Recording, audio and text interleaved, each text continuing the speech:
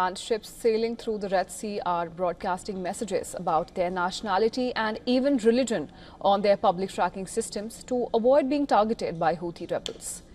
Now, Houthi rebels have resumed their attack on Red Sea shipping, saying that they aim to force Israel to cease fire in Gaza. The Iran-backed rebels claimed that the attacks on two vessels, the Magic Sea and the Eternity Sea, saying that both were linked to trade with Israel. Now, to avoid such attacks, ships sailing through the southern Red Sea and the Bab el-Mandab Strait have added messages to their AIS public tracking profiles that can be seen when clicking on a vessel. One of the messages read, "All crew Muslim," while others made clear that these ships had no contact to Israel. One message indicated that the ship had an all-Chinese crew and management, while another flagged the presence of armed guards on board. Maritime security sources said that this was a sign of growing desperation to avoid attacks by Houthi commandos or deadly drones, but they also thought it was unlikely to make any difference.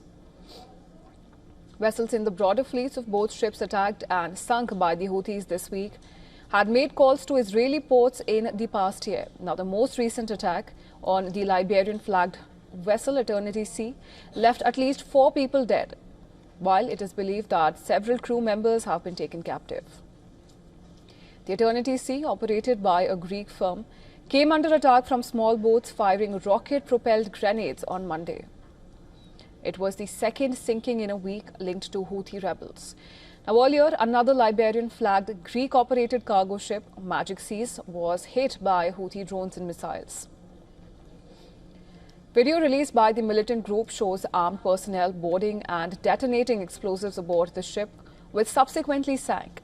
All 22 members of the Magic Seas were rescued by a passing merchant vessel. Now, the number of daily sailings through the Bab el-Mandab Strait at the southern tip of the Red Sea and a gateway to the Gulf of Aden was 35 vessels on July 10th, 32 vessels on July 9th, which is down from 43 on July 1st. That compares with a daily average of 79 sailings in October 2023, before Houthi attacks began. Now, according to the Joint Maritime Information Center, the rebels have launched more than 100 attacks on vessels in the Red Sea and the Gulf of Aden since November 2023. The Houthis' campaign has caused a major disruption to the vital shipping lane that normally carries about 12% of global trade.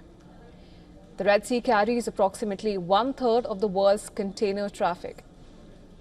According to the World Bank, maritime trade through the corridor has dropped by around 75% by the end of 2024.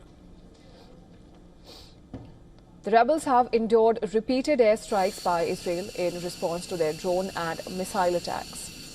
Washington, too, carried out an extensive bombing campaign earlier this year, before agreeing to cease fire in May in return for an end to Houthi attacks on international shipping.